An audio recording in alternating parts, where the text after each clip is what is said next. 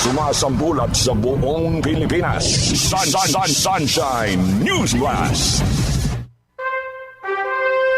Sa Pilipinas, iisa lang ang bagong bukang bibig, ang alternatibong media network na nagtutrumpet at naghahatid ng magandang balita sa buong daigdig. SMNI, Sunshine Media Network International, where everything is possible. Higit na pinalakas, higit na pinalawak, at higit na pinakikinggan. Sunshine Radio, kapartner mo sa balita at serbisyo. DZRD Dagupan, at alternatibong radyo sa buong Pangasinan. Iba sa iba, sa iba, sa iba.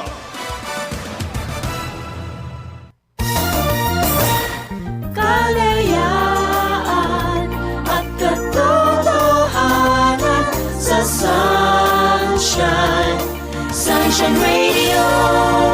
Oras sa buong Pilipinas, alas 6:09 ng umaga. At ang oras na yan hatid sa inyo ng Plavon Pro at Immune Advance.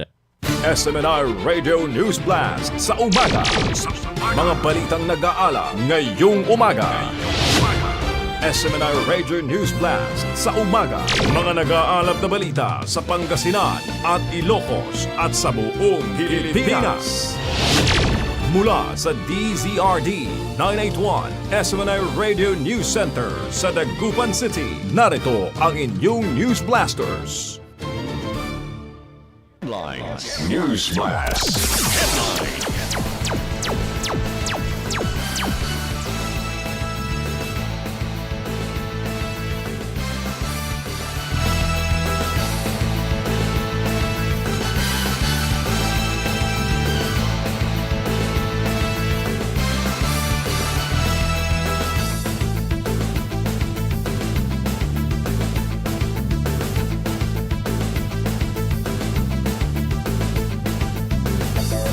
At sa ulo ng ating mga nagbabagang mga balita sa ating mga regional news, bawat piso, bawat serbisyo sa Dagupan City, hinigpitan ang paggamit ng pondo para sa mga prioridad na proyekto.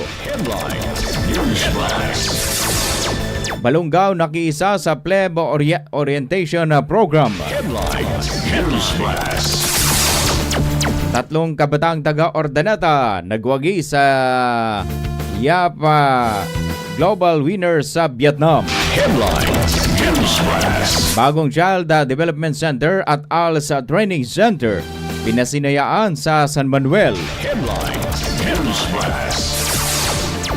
Pamana Water Dagupan City Water District hinihikayat ang mga concessionaires na maghanda ng sapat na tubig.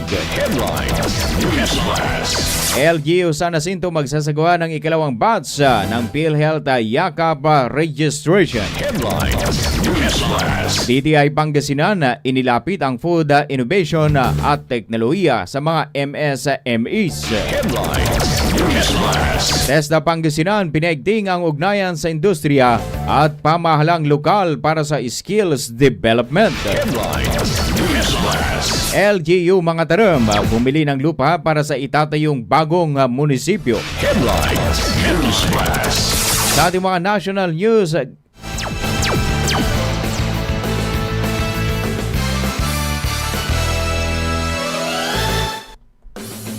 ginawa ng prosecution sa impeachment trial, mind-setting sa publiko. Ayon yan sa isang political analyst.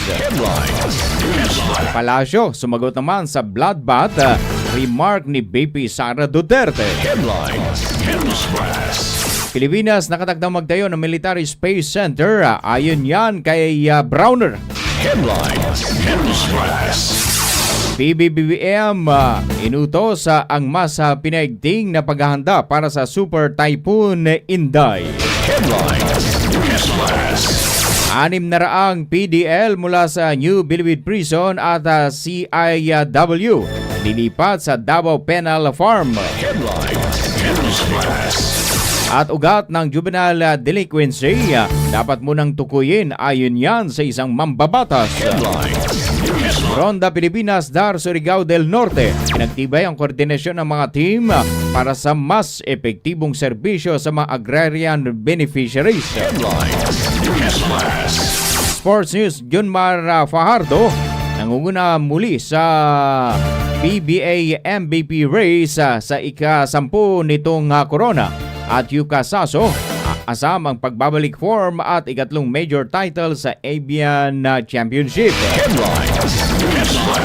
Showbiz News, Kay Montinola napiling kumanta ng Philippine version ng How Far I'll Go para sa Moana live action na remake. At mumula na may handog na B-Boom Fever sa Maynila ngayong Agosto. Sumasambulat sa buong Pilipinas. Sunshine News Blast. Sunshine News Blast. Magandang umaga Pilipinas, magandang umaga North Central Luzon. Araw pa ngayon ng Huwebes sa ikasyam sa buwan ng Hulyo taong 2026. At ako pong yung magiging tagapagbalita ka-partner Jan Belgas.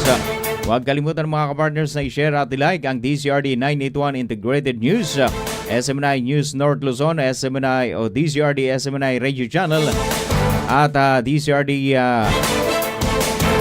SMNI Digital. Samantala sa unang bugso ng ating mga balita, DZRD Sunshine Radio Report.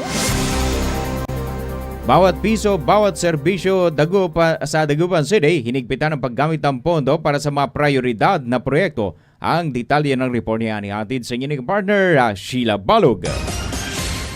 Sa layuning matiyak na napupunta sa mahalagang programa ang pondo ng lungsod, nagsagawa ng budget review meeting ang pamalang lungsod ng Dagupan kasama ang lahat ng department heads kahapon Hulyo 8 araw ng Miyerkules. Pinangunahan ng pulong kasunod na isinagawang inspeksyon upang suriin ang kasalukuyang kalagayan ng pondo ng bawat tanggapan at matiyak na ang bawat pisong ginagastos ay may direktang pakinabang sa mga Dagupenyo. Kabilang sa mga prioridad na proyektong tinalakay ang pagpapatuloy ng pagpapaunlad ng Maternity Children's Hospital, pagtatayo ng dialysis center at central kitchen na magsisilbing suporta sa pagpapalawak ng feeding program sa buong lungsod. Napag-usapan din ang pagpapalakas ng SafeNet initiatives at paglalaan ng karagdagang pundo para sa pampublikong aklatan upang magkaroon ng ligtas, libre at madaling mapuntahang learning spaces ang mga mag-aaral. Ayon sa mga pamahalang lungsod, sa pamamagitan ng maingat na pagpaplano at mahigpit na pagbabantay sa pondo, masisiguro ang mahusay ang paggamit ng kaba ng bayan at ang patuloy na paghahatid ng dekalidad na serbisyo sa mamayan.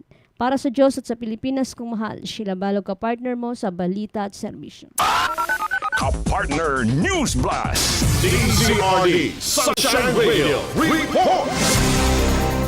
Samantala, Balungaw nakiisa sa Pleb Orientation Program. Ang detalye ng report niya ni atid sa inyo ni ka-partner Lerna Hernandez.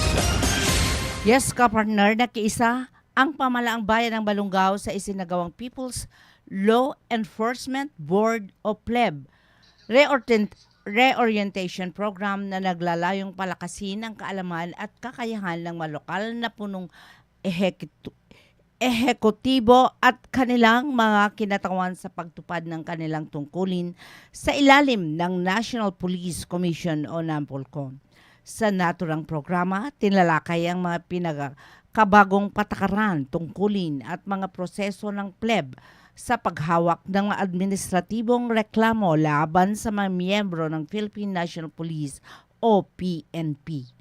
Layunin din ng reorientation na higit pang isulong ang pananagutan, pagiging bukas sa publiko at patas na pagpapatupad ng mga alituntunin sa pagresolba ng mga reklamong administratibo. Ayon sa pamalaang bayan ng Balungaw, mahalaga ang patuloy na pagsasanay at pagtalima sa mga umiiral na pulisiya upang matiyak ang mahusay, matagumpay at makatarungan at tapat na serbisyo publiko para sa kapakanan ng mamamayan.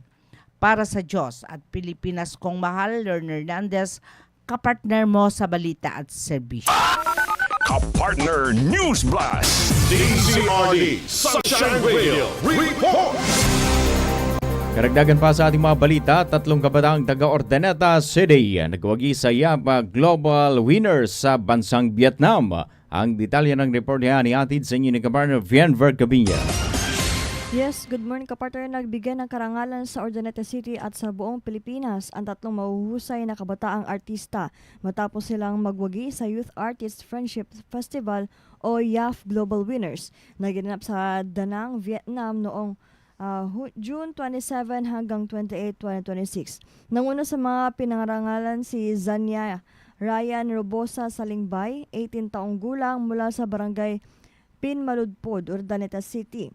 Naiuwi niya ang Gold Award sa Elite Stage Solo at isa pang Gold Award sa Open Stage Mixed Group. Samantala, nagwagi naman si Prince Jim E. Malari, 18 taong gulang mula sa barangay Nankayasa ng Silver Award sa Open Stage Vocal Solo para sa kategoryang 16 hanggang 18 taong gulang.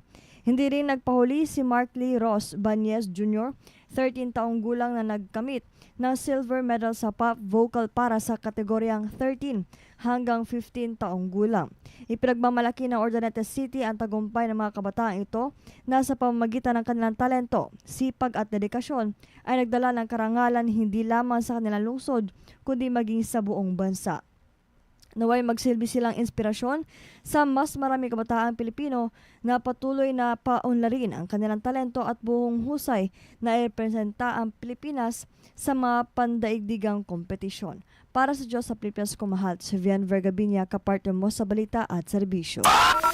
Kapartner News Blast. DZRD Sunshine Radio Report.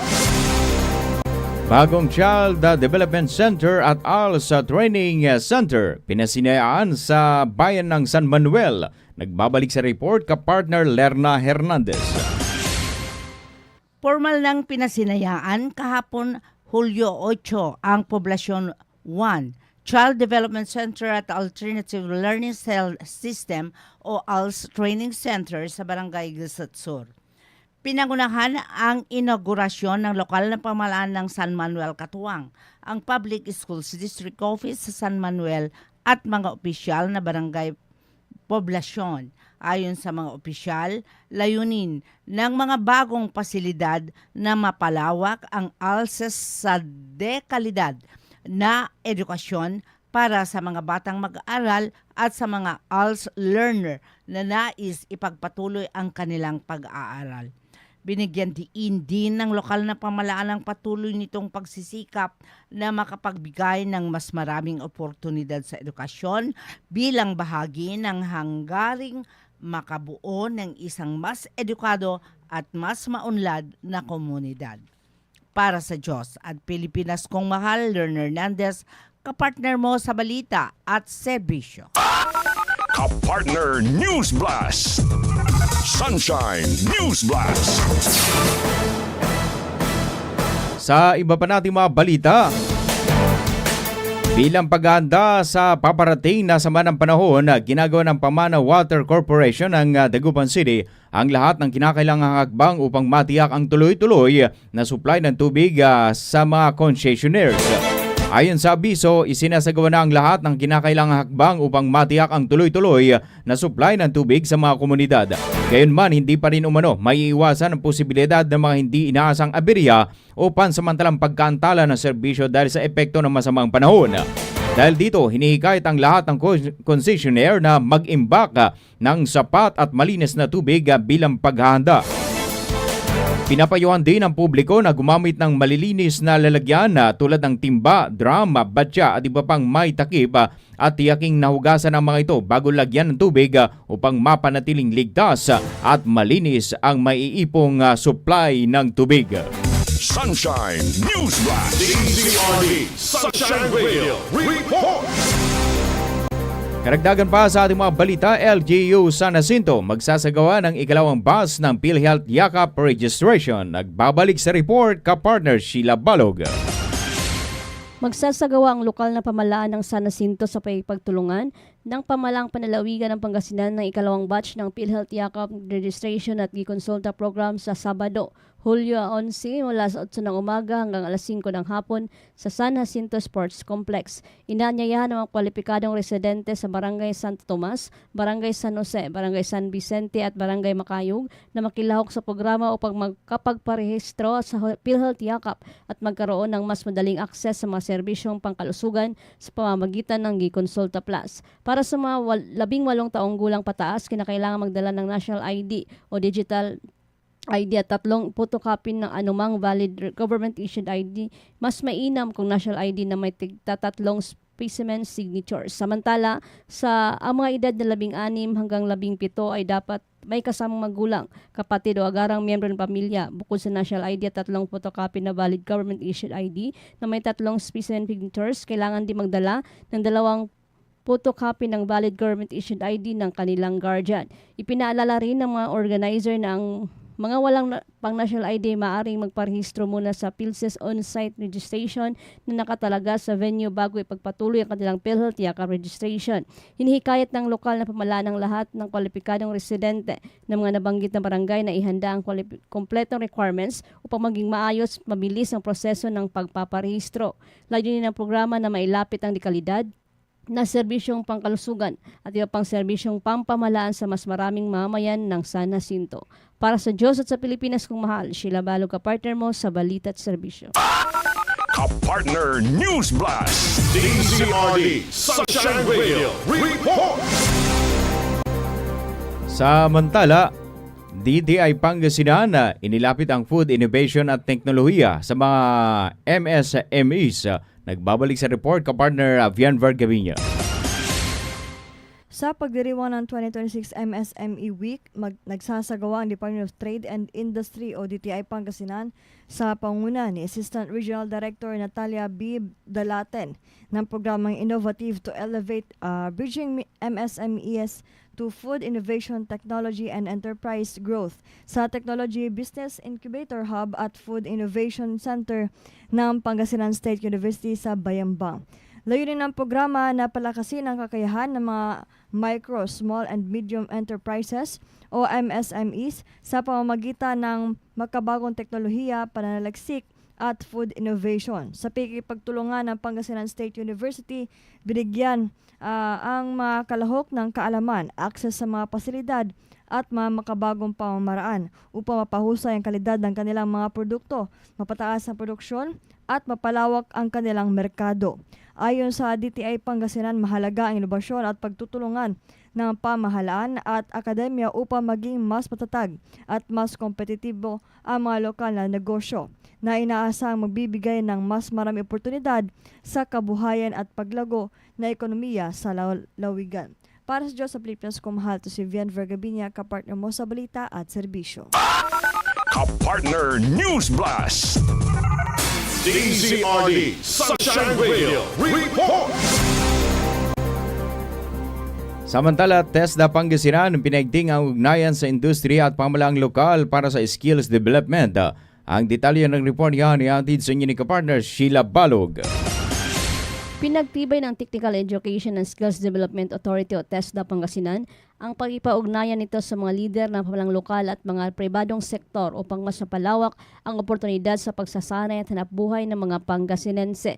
Nakipagpulong si TESDA Pangasinan Provincial Director Alvin Itoraldi, kinadating Konsehal Ramon Batawil at Board Member Vice Ventanilla ng 2 Distrito ng Pangasinan kaugnay ng planong pagpaparehistro ng 567 restaurant and events place sa ilalim ng Enterprise-Based Education and Training o EBET program. Layunin na inisyatibang ito na makapagbigay ng mas maraming oportunidad para sa mga industry-based training kung saan ang mga mag-aaral ay magkakaroon ng aktwal na karanasan sa trabaho habang hinahasa ang kanilang kasanayan ayon sa pangailangan ng industriya. Samantala, nagsagawa rin ng courtesy visit si Director Itoraldi sa tanggapan ni Board Member Ventanilla upang talakayin ang kahilingan para sa pagpapatupad ng Community-Based Training Programs o CBTP para sa mga residente ng 3 Distrito ng Pangasinan.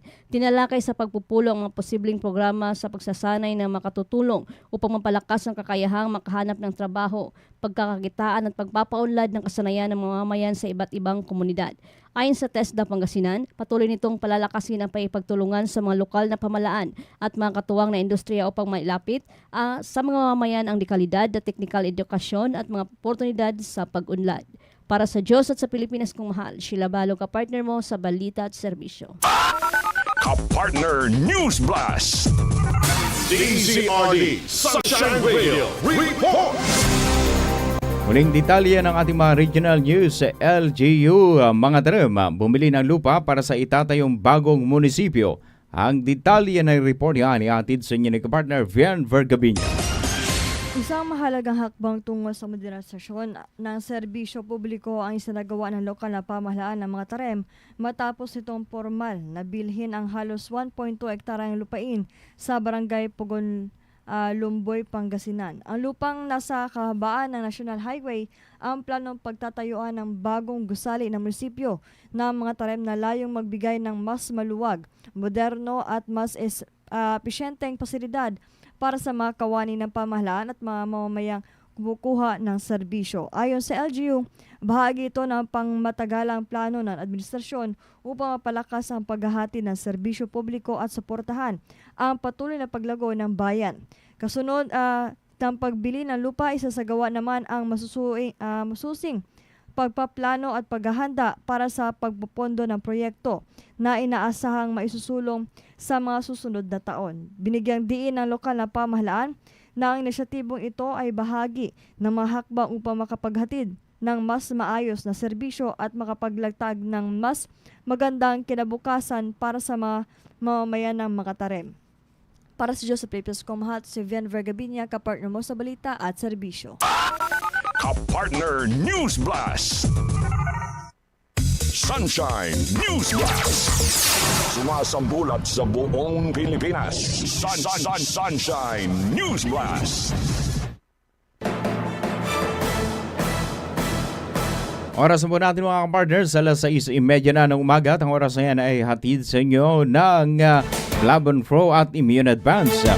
Kasama na rin dyan mga kapartners ang Angel's Pizza Lookout. Good morning sa lahat ng mga staff dyan sa Angel's Pizza Lookout. Samantala, sa pagpapatuloy pa ng ating mga balitaan sa unang bugso naman ng ating mga national news, ginawa ng prosecution sa impeachment trial, mind-setting sa publiko ayon yan sa isang political analyst. Ang detalye ng report niya ihatid sa inyo ni kapartner Daniela Paulite. Setting sa publiko ayon yan sa isang political analyst. Nakikita ng political analyst na si Lito Manayo na tila mind-setting sa publiko ang ginagawa ng prosecution laban sa vice-presidente. Isa sa kanyang pinuna ang mga opening statement ng prosecution panel na animong hindi direkta sa paglalahad ng mga punto kumpara sa depensa na mas diretsyo at nakatuon sa mga isyong legal. Ang laban nila rito, kung hindi rin nila mako-convict, sisiraan lang ang sisiraan. Kaya yun ang kanilang punto de vista. As compared to yung abogado, yung lead lawyer, si attorney Sheila ba yun? Season, no? Na nakita nating very straightforward, very business-like, no? Para siyang nasa korte at pinasok niya isa-isa yung mga gusto niyang ilantad sa sa senator judges at from the senator judges to the public. Very business-like, no? Dapat ganun eh. Ang kaso nga, ang intensyon ng kabila ay propaganda more than anything else. Mapapansin din na ilang beses na tumutol ang depensa sa ilang pahayag ng prosecution sa kabuuan ng pagdinig. Sa pananaw ni Banayo, mas nakatono mano ang prosecution sa pagpapahina sa imahe ni Vice President Sara Duterte sa mata ng publiko kaysa sa pagpapatunay ng mga paratang laban dito. Baka natatakot sila, hindi nila kayang makuha yung 16 na number of votes to convict. Or pangalawa, kung ganun, magpakaganon man, ang kanilang other option ay siraan ng siraan si Vice President Inday Sara in the hope na bumaba ang kanyang popularity. Pinuri naman ng political analyst ang pahayag ng bise nang magtungo ito sa Senado upang may pagpulong sa kanyang legal team. I will be blooded but unbowed. Maraming salamat. It is a sign na una, naniniwala siya sa kanyang pagka-inosente sa mga paratang na ito. Pangalawa, na hindi siya susuko. Ayan ang mga, kaya tama-tama yun from a political standpoint, a political strategy standpoint, as well as from a communications standpoint, napakaganda nung ginawa ni Vice President Inday Sara na yun. Sa ngayon, nakatuon ang paglilitis sa Article 4 ng Articles of Impeachment na tumatalakay sa umano'y pagbabanta ni VP Sara kay Pangulong Bongbong Marcos, First Lady Liza Marcos at dating Speaker Martin Romualdez. Para sa Diyos at sa Pilipinas kung mahal, Daniela Paulite, SMNI News. Ka-partner News Blast. DZRD Sunshine Radio Report. Samantala, Palacio sumagot naman sa bloodbath remark ni VP Sara Duterte. Ang detalye ng report niya ni atid sa inyo ng partner Creslin Catarung. Sa nagsisigurang taumbayan na madinig mismo kay Vice Presidente, inihayag ni Presidential Communications Office Undersecretary Claire Castro na bagamat ikinatuwa niyang dumalo si Vice President Sara Duterte sa Senado, nananatili pa rin umanong walang direktang pagsagot ang Vice Presidente sa mga paratang na kinakaharap nito. Sa Palace briefing nitong Miyerkules, sinabi ni Castro na kapansin-pansin ang naging pahayag ni Duterte na anyay hango sa tulang Invictus ni William Ernest Henley. ating nadinig at napanood na sinabi niyang in this bloodbath, in this bludgeoning, I will be blooded but unbowed. So, meron siya naging basihan at nakita rin natin to sa social media. Mula kay William Ernest Henley ng Invictus. So, kinatuwa natin na sa ngayon ay may nagiging basihan na si Vice Presidente ng kanyang mga sinasabi. Gayunman, sinabi niyang sa kabila ng maikling talumpati ni Duterte sa Senado, pa rin umano itong tahasang pagtanggi sa mga akusasyong ibinabato laban sa kanya. Ayon kay Castro, tila ipinauubayan ng Vice Presidente sa kanyang mga abogado ang pagsagot sa mga paratang na maaring bahagi ng kanilang legal na estratehiya. Bagamat hindi pa kinakailangang dumalo si Duterte sa pagdinig, sinabi ni Castro na mas nais ng publiko na marinig mismo mula sa Vice Presidente ang kanyang panig. Pero mas nanaisin siguro ang taumbayan na madinig mismo kay Vice Presidente ang pagtanggi ng mga akusasyon sa kanya, hindi lang puro technicalities ang ginagawang depensa. Nang tanungin kung sang-ayon ba ang Malacanang sa paglalarawan ni VP Duterte na ang impeachment trial ay magiging isang bloodbath at bludgeoning, sinabi ni Castro na karapatan ng Vice Presidente ang magkaroon ng sariling opinyon. Aniya, magiging madugo lamang ang proseso kung hindi mailalantad sa publiko ang katotohanan. Katulad sa sinabi sa Invictus, kung yun po ang kanyang iniisip at kanyang opinyon ay hindi naman natin siya mapapahinto sa kanyang pagsasalita patungkol dito. At magiging madugo talaga to kung hindi makikita ng taong bayan ang katotohanan. Nauna nang nagtungo ang Vice Presidente sa Senado, ngunit hindi siya lumahok sa mismong pagdinig ng impeachment trial. Samantala, inilahad din ng palasyo na hindi personal na sinubaybayan ni Pangulong Ferdinand Marcos Jr. ang bahagi ng impeachment trial na tumalakay sa umano'y banta sa kanyang buhay na ginawa ni VP Sara Duterte. Sambit ni Castro, abala ang Pangulo sa iba pang mahalagang gawain at pagpupulong, kabilang ang mga meeting kaugnay ng Economic Development Council, kaya wala itong oras upang tutukan ang mga pagdinig sa Senado. Pinaliwanag din ni Castro na hindi na bagong usapin ang umano'y pagbabanta ng bise sa Pangulo. Ating pagkakaalam, hindi ito dininay ng Vice Presidente at ang kanyang depensa lamang dito ay freedom of expression. So walang pagtanggi, walang pagpapasinungaling sa akusasyong totoo niyang pinagbantaan ang buhay ng Pangulo.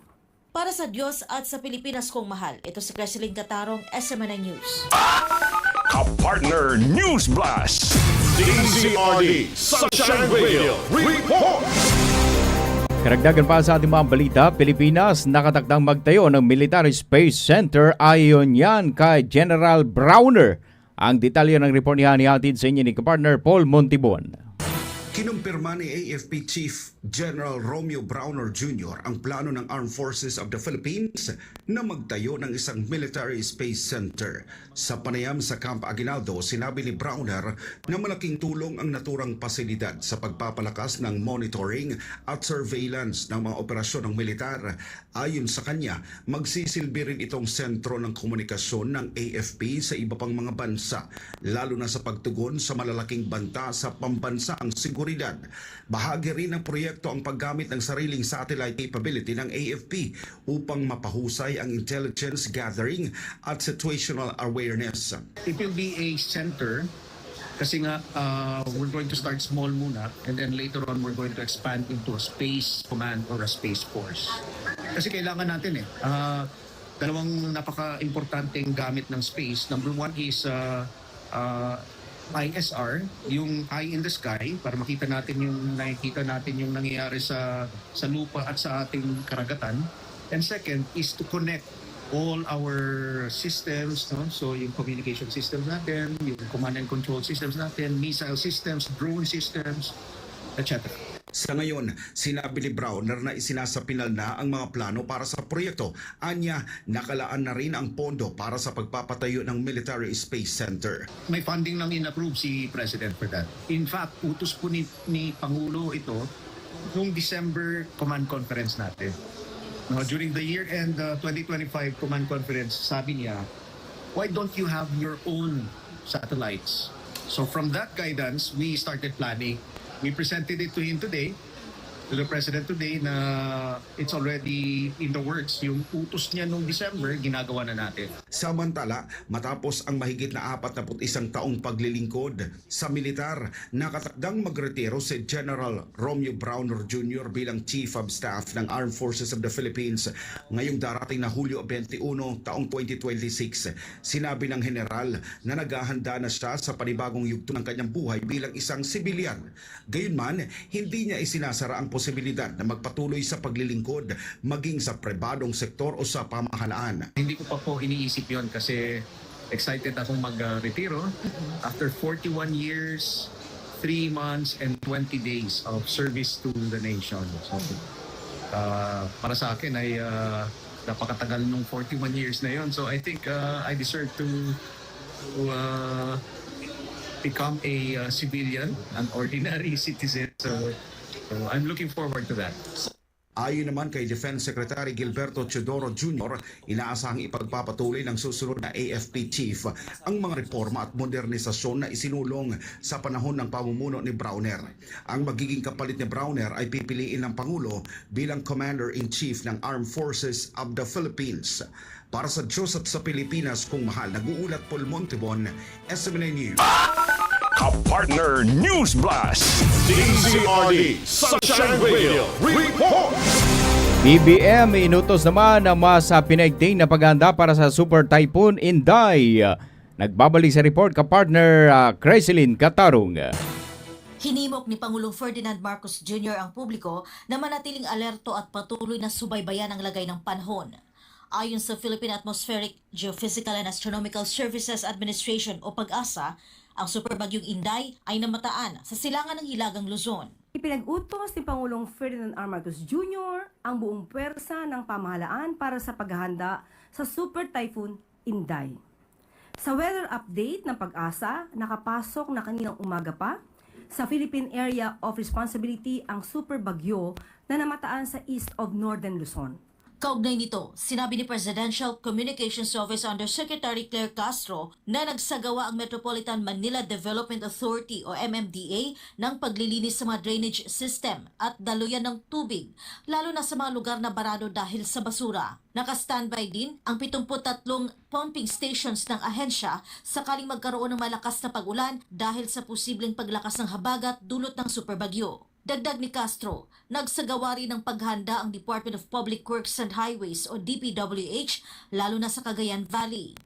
Aniya, nakapwesto na ang mga kinakailangang kagamitan tulad ng mga truck, backhoe, chainsaw at iba pang materyales na gagamitin sakaling magkaroon ng sakuna. Samantala, inilahad ng palace official na nakahanda na rin ang Department of Social Welfare and Development o DSWD bago pa man pumasok ang bagyo. Batay sa datos ng ahensya, mahigit 4.7 milyong family food packs ang naipwesto na sa iba't ibang bahagi ng bansa. Inihanda rin ng Department of Health ang contingency plan upang matiyak ang tuloy-tuloy na paghatid ng serbisyong pangkalusugan sa publiko. Isinalaysay pa ng Palace Press Officer na bukod sa mga ahensya ng pamahalaan, personal ding binabantayan ni Pangulo Marcos ang lagay ng panahon at ang magiging galaw ng Super Typhoon Inday sa mga susunod na araw. Paalala ng Pangulo sa taong bayan, maging alerto at palaging magbantay sa takbo ng panahon.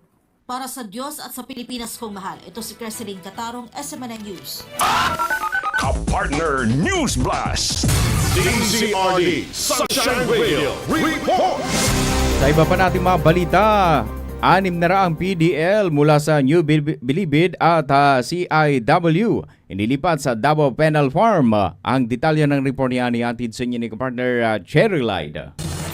Na seguridad ang ipinatupad sa paglilipat ng 6 na raang PDL patungong Davao kung saan 150 personnel mula sa Bureau of Corrections ang nagbantay at umalalay sa buong operasyon. Ayon kay Bucor Director General Gregorio Catapang Jr., isinagawa ang paglilipat nitong Hulyo 7 upang matiyak ang maayos at ligtas na pagbiyahe ng mga PDL. Bukod sa 500 PDL mula sa NBP, inilipat din sa Correctional Institution for Women na nasa loob ng Davao Prison and Penal Farm ang 100 babaeng PDL. Ayon sa Bucor, bahagi ang hakbang na ito ng patuloy na decongestion program ng ahensya upang mabawasan ang matinding pagsisikip sa New Bilibid Prison at bilang paghahanda sa planong pagsasara ng naturang pasilidad. Binigyan diin ni Katapang na patuloy ang Bucor sa pagsasagawa ng mga hakbang upang matiyak ang maayos, ligtas at organisadong paglilipat ng mga PDL sa iba pang correctional facility sa bansa. Matatandang matagal nang kinahaharap ng New Bilibid Prison ang problema ng matinding overcrowding kung saan ang bilang ng mga nakakulong ay higit na lumalampas sa orihinal nitong kapasidad. Dahil dito, unti-unti nang inililipat ng Bucor ang mga PDL sa mas malalawak na penal farm sa iba't ibang bahagi ng bansa. Kaugnay nito nakatakdaring ipasara ang New Bilibid Prison sa Muntinlupa habang plano ng Bucor na paupahan ang kasalukuyang mixed-use property na kinatatayuan nito upang makalikom ng pondo para sa modernisasyon at pagpapabuti ng correctional system ng bansa. Para sa Diyos at sa Pilipinas kung mahal, Cherry Light, SMNA News. Ka-partner News Blast. DZRD Sunshine Radio Report. Muling detalye ng ating mga national news, ugat ng juvenile delinquency. Dapat munang tukuyin ayon yan sa isang mambabatas. Ang detalye ng report niya ni atid sa inyo ni kapartner Aaron Rujas. Sa gitna ng tumitinding usapin tungkol sa mga batang nasasangkot sa krimen, sinabi ni Pasig Representative Roman Romulo na panahon nang muling talakayin ang juvenile justice law. Pero nilino ng mambabatas na hindi niya nakikitang solusyon ang simpleng pagbaba ng minimum age of criminal responsibility. Yung mga ibang nagsabi, ibaba lang yung edad. Again, pakinggan rin natin yun. What's not the solution? Sa opinion ko, hindi yun yung solusyon. Sa halip, sinabi ni Romulo na dapat munang alamin kung bakit may mga minor de edad na nasasangkot sa krimen. Isa anya sa dapat imbestigahan ay kung may mga sindikato o iba pang kriminal na gumagamit sa mga bata sa paggawa ng krimen. Baka kailangan natin malaman meron bang mga gumagamit sa mga batang ito. Bukod dito, binigyang diin ng kongresista ang mahalagang papel ng mga magulang, guro at maging ng online environment sa paghubog ng asal at pagpapahalaga ng kabataan. Ayon sa kanya, habang hindi pa ganap na nahuhubog ang values at cognitive development ng mga bata, mahalagang may tamang paggabay mula sa pamilya at komunidad.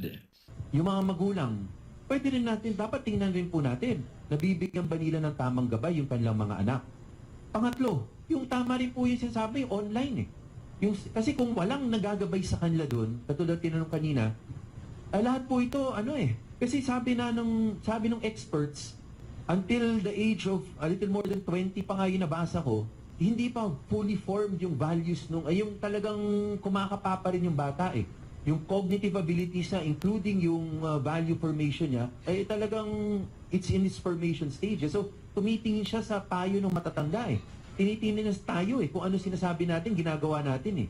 So, yun ang sinasabi ko. It may be a combination of all or one of them. Dahil dito sinabi ni Romulo na dapat buksan ang mas malawak na talakayan tungkol sa juvenile justice law.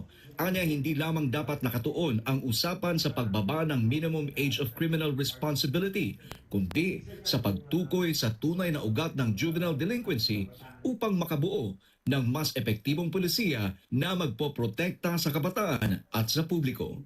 Para sa Diyos at sa Pilipinas kung mahal, Aaron Rojas, SMNI News. Ka-partner News Blast. Ronda Pilipinas. Sa ating Ronda Pilipinas sa Dar, Surigao del Norte, pinagtibay ang koordinasyon ng mga team para sa mas epektibong serbisyo para sa mga agrarian beneficiaries. Ang detalye ng report ni atin sa inyo ng partner Sheila Balog. Matagumpay na isinagawa noong ika-8 ng Hulyo ang isang koordinasyon ng pagpupulong ng mga kawani ng Department of Agrarian Reform o DAR Surigao del Norte.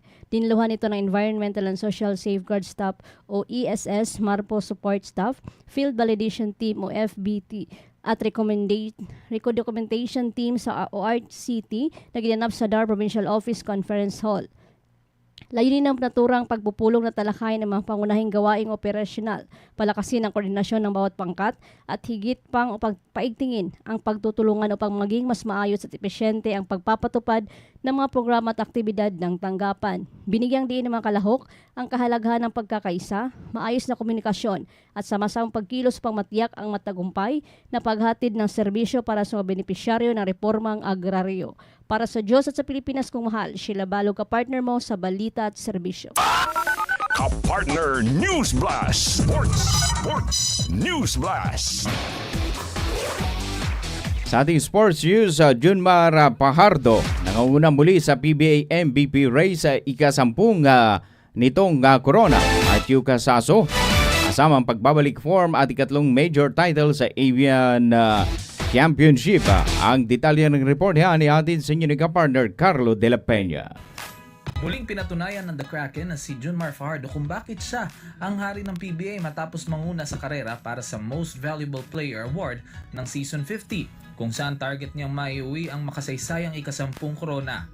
Bitbit ang dominanting average na 17.0 points at league-leading 16.1 rebounds.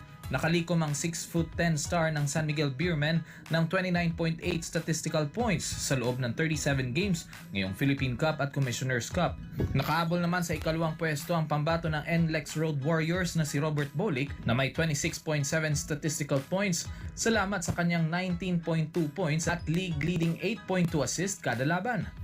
Sumusunod sa kanya ang pambato ng Converge Fiber Xers na si Juan Gomez Del Llano na nasa ikatlong pwesto, taglay ang 23.6 statistical points. Kumukumpleto naman sa top 5 sina Zab Lucero ng Magnolia na may 23.3 statistical points at Justin Baltazar ng Converge na may 23.2 statistical points.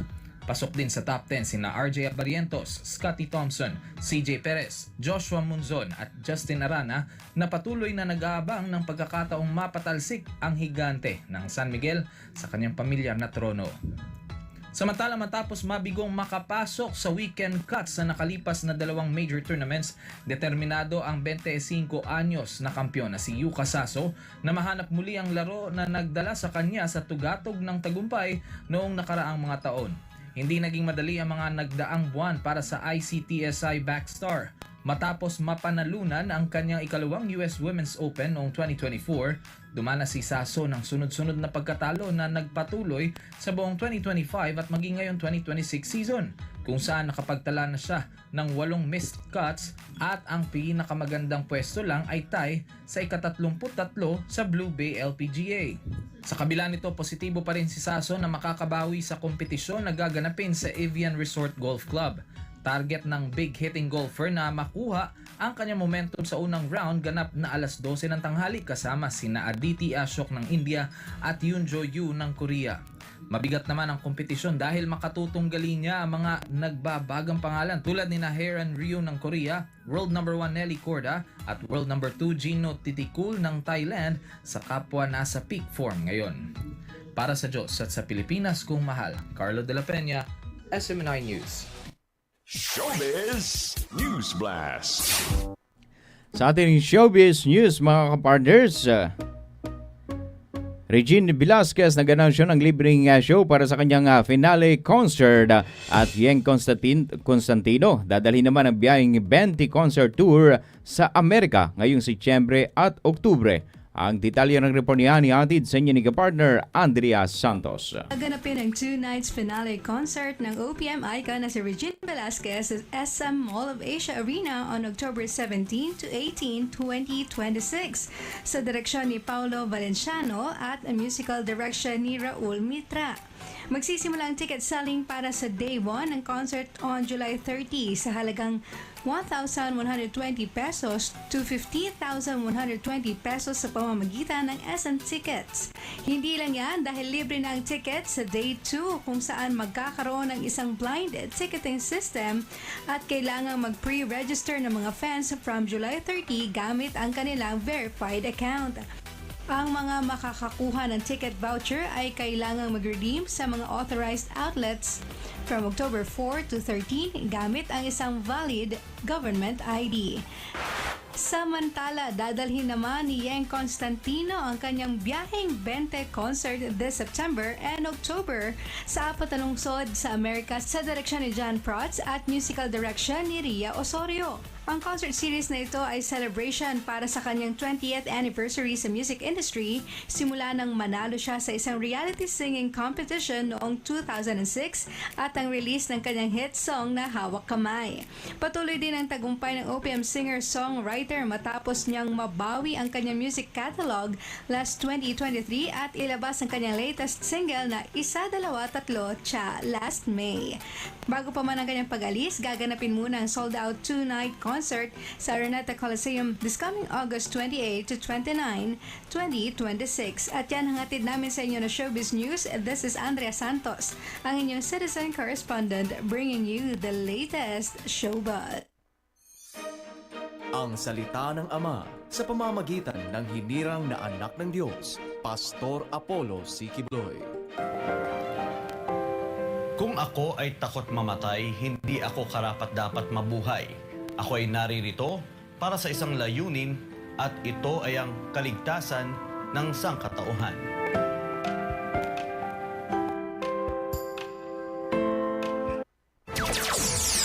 Sumasambulat sa buong Pilipinas. Sunshine News Blast. Sunshine News Blast. At yan ang kalipunan ng mga balita na nakalap ng buong puwersa ng DZRD News and Information Center ngayong araw po ng Huwebes sa ikasyam sa buwan ng Hulyo taong 2026. At bago tayo magpaalam mga kapartners, eto na mga kapartners ang ating pinaka-aantay. Hanap mo ba ay perfect pizza para sa inyong barkada at mga pamilya? Tara na sa Angel's Pizza Lucao. Level up ang inyong bonding with the creamy at paboritong creamy spinach deep pizza. At para sa mas cheese at para sa mga cheese lovers dyan, tikman naman ang 4 for Maggi. Rich, creamy at punong-puno ng cheesy goodness. Kaya wag nang maghintay. Mag-order na ngayon o mag-advance order para sa pick-up o delivery. Ngayong araw na ito mga kapartners, lalo't maulan sa umagang ito mga kapartners at mga ka-angels. Tumawag lang sa 0967-467-2985 o 02-8922-2222. Mariring mag-order gamit ang Angel's Pizza app at available din sa Foodpanda at GrabFood. Bisitahin sa Dagupan, Binmalay Road, corner J. de Venecia Road, Lucao District, Dagupan City. Bukas araw-araw yan mga ka-angels, alas 8 ng umaga hanggang alas 12 ng hating gabi. Angel's Pizza Lucao, mas cheesy, mas masaya, mas sulit, kaya't order na mga ka-angels. At maraming salamat din mga kapartner sa lahat ng mga nakantabay sa ating Facebook page. Good morning sa ating YouTube channel. Good morning sa ating lahat mga kapartners at sa lahat mga nagba-birthday sa araw na ito. Good morning and happy birthday sa inyong lahat mga kapartners. Sa ngalan ng ating mga nakasama dyan sa technical side, Kapartner Jeff, sa ating station manager Mr. J. Mendoza at sa ating mahal na pastor, Pastor Apollo C. Kibuloy. Good morning po, Pastor. At ako po inyong naging tagapagbalita kapartner John Velgas. Ang tabayanan ng susunod na programa ng Kapihan at Balitan sa Sunshine. Kapartner Jerry Pogi Kambay. Good morning na imbagang sapa na imbaga bigata. Masantos yung kabosaned sigyo namin. And maayong buntag kanitong tanan mga kapartners. May the Almighty Father bless us all. Sumasambulat sa buong Pilipinas. Sunshine News Blast. Sumainyo ang mga nag-aalab na mga balita sa SMNI Radio News Blast. Samahan kami muli sa paghahatid ng mga balita sa loob at labas ng bansa para sa Diyos at sa Pilipinas nating mahal.